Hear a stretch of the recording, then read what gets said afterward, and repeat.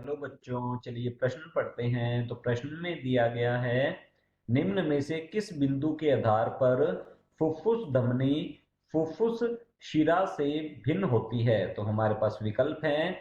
इसकी अवकाशिका चौड़ी होती है, बी है इसकी दीवार मोटी होती है, सी है इसमें वॉल्व होते हैं, और डी है इसमें एंडोथीलियम या अंतःस्तर नहीं होती है। तो इस प्रश्न की मुख्य अवधारणा के बारे में हम जान लेते हैं। तो यहाँ लिखेंगे मुख्य अवधारणा। इस प्रश्न की मुख्य अवधारणा है हमारे पास रक्त वाहिकाएं। तो यहाँ लिखते हैं रक्त वाहिकाएं। रक्त वाहिकाएं जो है ये ऐसी वाहिकाएं होती हैं जिसमें रक्त प्रवाहित होता है, और मुख्यतः यह दो प्रकार की होती है। एक तो होती है धमनी, तो यहाँ लिखेंगे एक तो है धमनी और दूसरी है शिरा। धमनी और शिरा में अब हम अंतर देख लेते हैं। धमनी जो है इसकी यदि दीवार की बात की जाए तो इसकी दीवार मोटी होती है, और शिरा की दीवार जो है ये धमनी की तुलना में पतली होती है। तो यहाँ लिखेंगे इसकी दीवार जो है दीवार धमनी की तुलना में पतली होती है।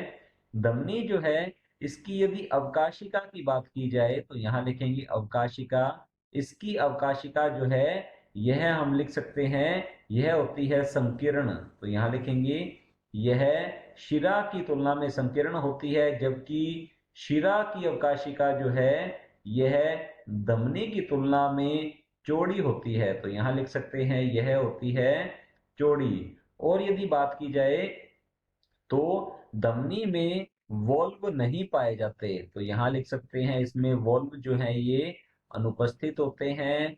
और यदि हम बात करें शिरा की तो इसमें वॉल्व जो है ये उपस्थित होते हैं। तो यहाँ लिखेंगे इसमें वॉल्व उपस्थित होते हैं। धमनी अधिकतर, तो यहाँ लिख सकते हैं अधिकतर अधिकतर ऑक्सीजनित। अधिकतर यह क्या करती है, यह ऑक्सीजनित रक्त का रक्त का परिवहन करती है। केवल एक फुफ्फुसीय धमनी जो है वह भी ऑक्सीजनित रक्त का परिवहन करती है।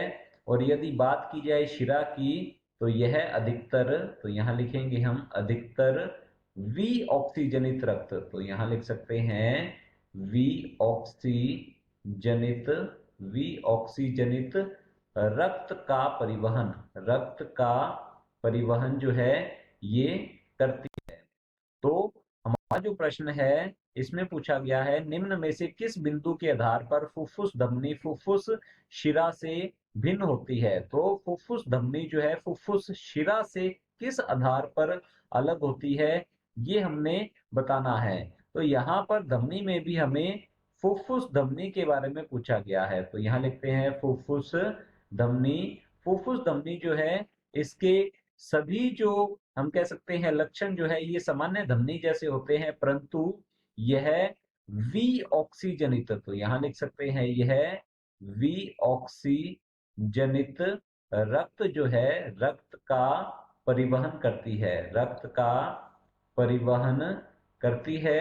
और जो हमारे पास फुफ्फुस शिरा दी गई है, यह फुफ्फुस शिरा यहाँ हम लिखेंगे तो फुफ्फुस फुफ्फुस शिरा, ये शिरा जो है यह ऑक्सीजनित रक्त, यह अपवाद है, यह ऑक्सीजनित रक्त का परिवहन करती है। बाकी फुफ्फुस शिरा जो है इसके लक्षण जो है सामान्य शिरा जैसे ही होते हैं। तो हमें बताना है कि किस बिंदु के आधार पर फुफ्फुस धमनी जो है यह फुफ्फुस शिरा से भिन्न होती है। तो चलिए देख लेते हैं विकल्प को। तो पहला विकल्प है इसकी अवकाशिका चौड़ी होती है। तो फुफ्फुस धमनी जो है इसकी अवकाशिका चौड़ी नहीं होती, फुफ्फुस शिरा की अवकाशिका चौड़ी होती है।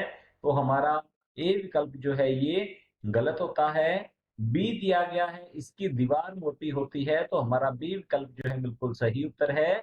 फुफ्फुस धमनी जो है इसकी दीवार मोटी होती है, धमनियों की दीवार दीवार हमेशा ही मोटी होती है।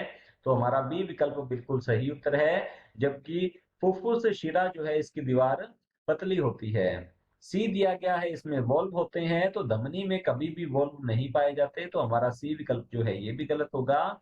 और डी दिया गया है इसमें एंडोथीलियम या अंतःस्तर नहीं होती है, तो धमनियों में अंतःस्तर पाया जाता है, फुफ्फुस धमनी में भी अंतःस्तर होता है, तो हमारा डी विकल्प भी गलत होगा।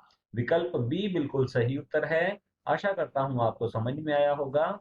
धन्यवाद।